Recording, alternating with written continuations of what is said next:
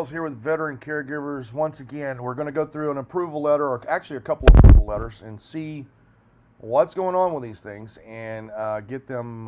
So let's start off with the first one.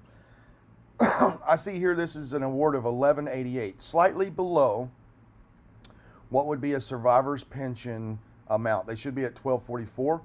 So our company has some work to do to get that fixed. And what we did is we went back and looked at her medical expenses, which apparently she was not paying quite enough to get the full pension.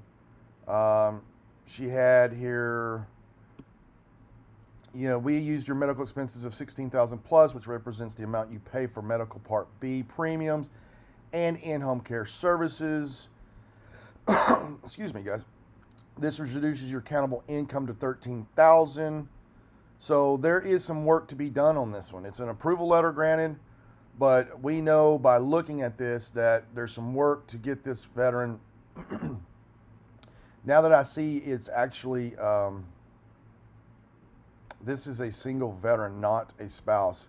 So they have been awarded only about half the pension amount. So we've got a lot of work to do here.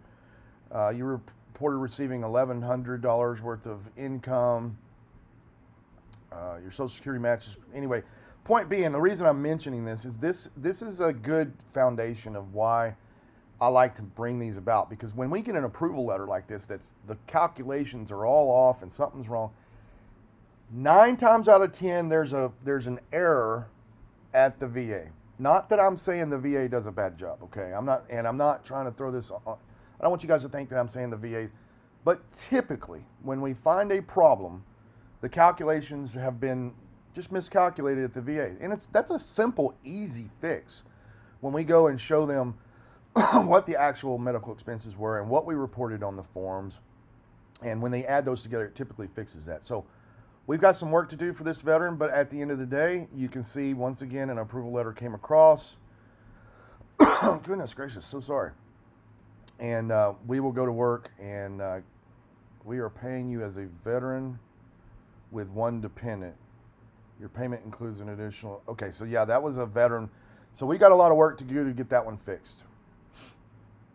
The next one here is, let's see what was awarded, $1,936. So we know by looking at that, that's the maximum pension rate for a single veteran, which the previous approval we just looked at should have been $1,936. And we're going to go back and get that fixed. We allowed, here's the paragraph. We allowed expenses of $23,000 a year, and that started beginning August 1st. And a decrease in these medical expenses is a change in income. And again, I always say, what in the world does that mean, a change in income? The VA does this calculation where if your income is X and you have medical expenses, you can subtract the monthly medical expenses from your income to reduce it down to 0 or below 0, which makes you get the full pension. Because the way the VA aid and attendance pension works is you get the difference between the maximum pension of $1,936 and your income. So if you had $1,500 of income here, you'd only get $436. So, but if you have enough income, a medical expense to reduce your income from $1,500 a month in that example down to 0 per month, then you would get the full pension. That's what Veteran Caregivers does. We come in and we help you we pay for your care up front. We get you the in-home care or other medical expenses. And essentially you can utilize our money to get that started. So you can keep your Social Security check every month and continue to pay for your rent, your bills, and everything else. That's the purpose of why we're here. That's why Veteran Caregivers exist. We're here to help you get the maximum pension and to get the reimbursement started with the VA, which requires you to pay for your in-home care and or medical expenses up front. The VA is reimbursing you.